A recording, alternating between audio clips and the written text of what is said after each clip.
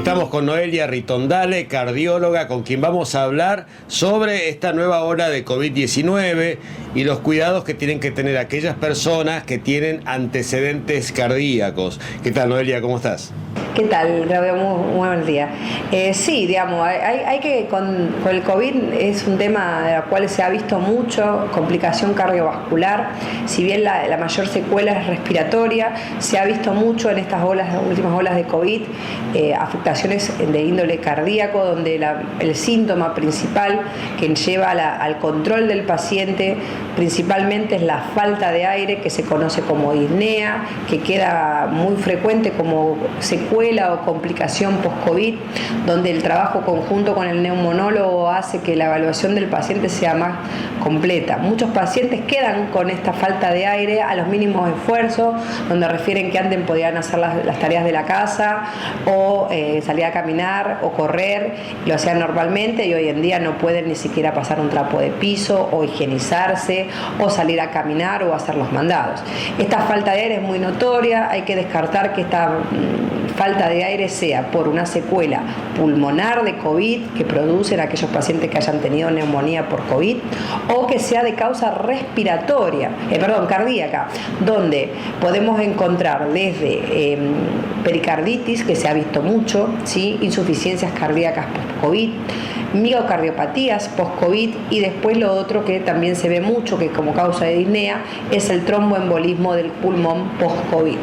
Todas estas secuelas hacen que el paciente lleve a la consulta por este motivo, esta falta de aire, y en distintos exámenes complementarios que se le hace, principalmente desde el punto de vista cardiológico, vamos desde lo simple, que es un laboratorio, una ecografía del corazón y una ergometría, a estudios más completos que pueden llegar hasta una resonancia, una tomografía o una angiotomografía para ver la cuestión pulmonar, y de ahí ir escalando en complejidad para llegar al diagnóstico. Otro de los que más frecuente se ve por post-COVID son las palpitaciones. Muchos pacientes quedan con palpitaciones, con arritmias post-COVID. Uno de los casos conocidos es el del Kun Agüero, que ha dejado de jugar por una arritmia ventricular que se sospecha que fue producto del COVID.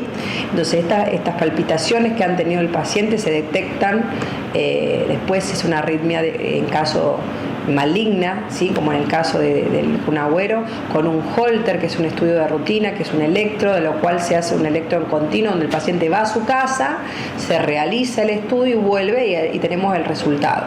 Eso es muy frecuente de ver.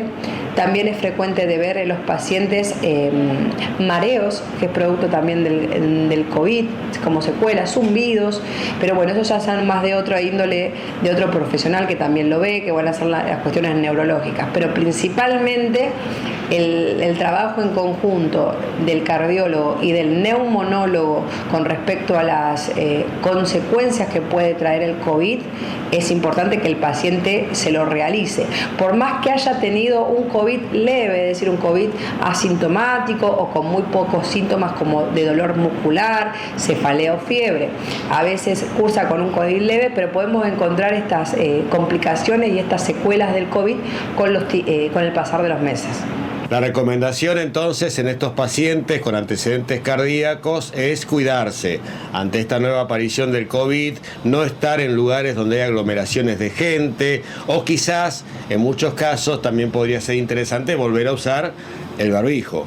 Yo creo que volver al barbijo sería lo ideal, ¿sí? A veces uno está cansado del barbijo, porque es lo que el paciente comúnmente dice del consultorio, pero el barbijo es una barrera, es un método de defensa, es lo que nos previene contraer la enfermedad.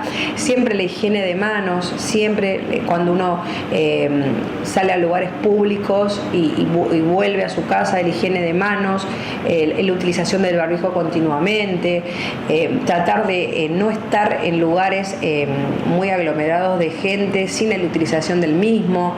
Si uno va, por ejemplo, al médico, por favor, la utilización del barbijo, ya sea en los consultorios médicos, en el colectivo, en el banco, donde haya mucha aglomeración. También es importante a los pacientes de riesgo la vacunación, no solamente el esquema de COVID, sino la vacunación para influenza, gripe y también la neumocóxica que se recomienda, y después todo lo otro, el esquema de vacunación, que lo tengan completo. Se ha visto también que muchas personas por el miedo a contraer la enfermedad no se ha ido a vacunar por la aglomeración, entonces y todo lo que hay con respecto a las vacunas.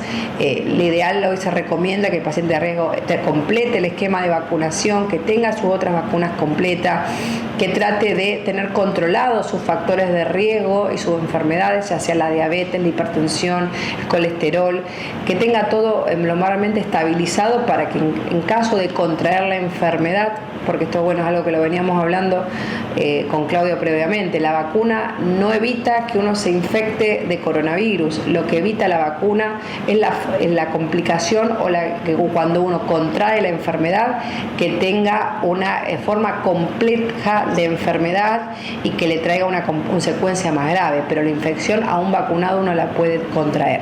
Y también lo otro, a veces que con la colocación de la vacuna, muchos pacientes que me dicen, me pongo la vacuna, doctora, y hice coronavirus. No, lo que hace la vacuna es generar toda una respuesta inflamatoria de defensa de nuestro organismo, y es como que entrenamos nuestras defensas para el ataque. Eso es lo que hace la vacuna. Y en este entrenamiento a veces podemos generar los síntomas de la enfermedad. Y eso quiere decir que nuestro sistema de defensa está actuando y está generando defensa y está entrenando. Hay pacientes que la vacuna no les genera nada, y no quiere decir que no haya hecho defensa, sino que es cómo responde el sistema inmune de cada persona.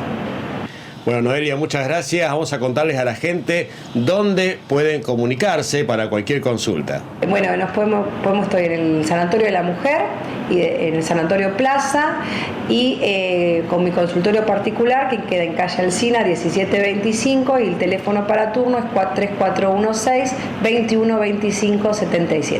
Bueno, muchas gracias. A ustedes. Nosotros seguimos con más Televida.